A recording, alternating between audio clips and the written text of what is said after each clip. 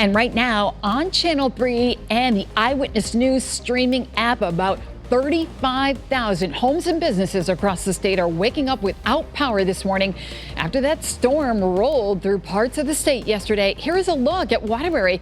You can see their trees down across the road in the city yesterday. But first, we start with weather and traffic together every 10 minutes here on this Friday. And here's a very pretty picture from our iCam over Hartford showing the calm after the storm. And right now we're going to go to a news conference in Brantford where representatives from Eversource are talking about the restoration efforts. Let's send it right to that news conference. Just tell me when. They're going into their show right now. Okay.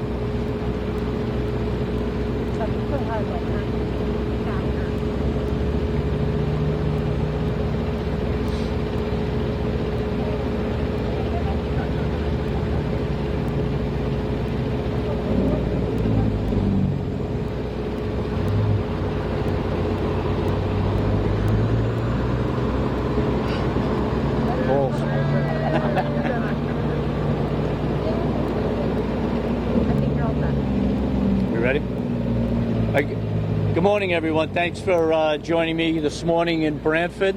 My name is Craig HALLSTROM. I'm the president of electric operations here for Eversource.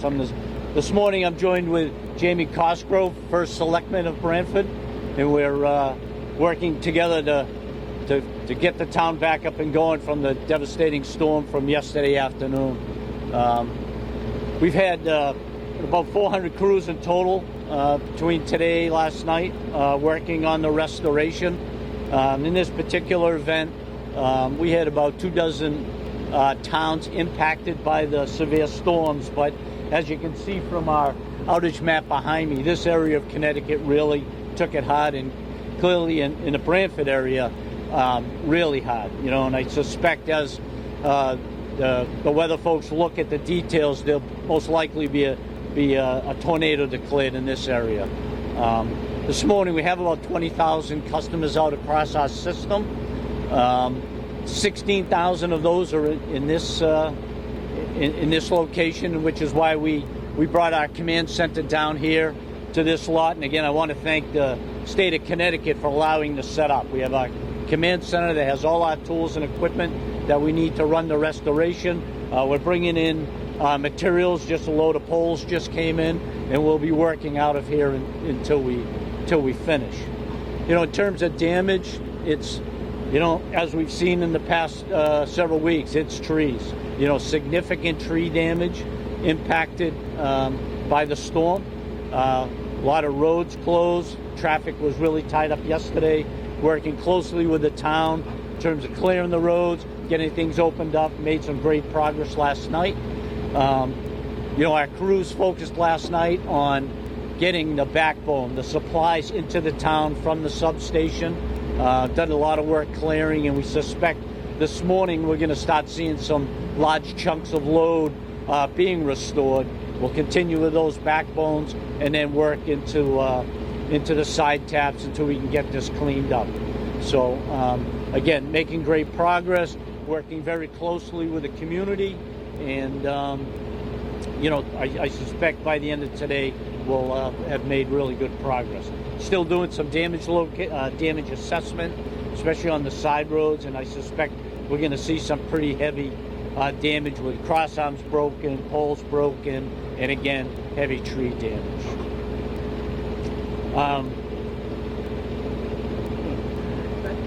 Thank you, Greg. JAIME COSGROVE, first selectman for the town of Brantford. I just, as mentioned, we have been working through the night, trying to make safe the roads opening up, but still, I ask everybody just avoid any unnecessary travel. That'll only delay the restoration process. We have crews out there right now still trying to get things open, a lot of equipment mobilizing throughout town. So I ask everybody just be patient, and we're working as quickly as we can along with Eversource to get everything open safely and restore power. Thank you. Do we have questions? How does this damage compare to what we saw, following how And we are hearing there from a representative from Eversource, Mr. Craig HALLSTROM. He is telling us that about 24 towns in Connecticut were affected by the storm last night. They have 400 crews there in Branford. That's one of the towns that was hardest hit. They have a command center set up in Branford. Lots of tree damage there. Lots of roads are closed. And there's a warning to people driving through that area to be careful of all of that.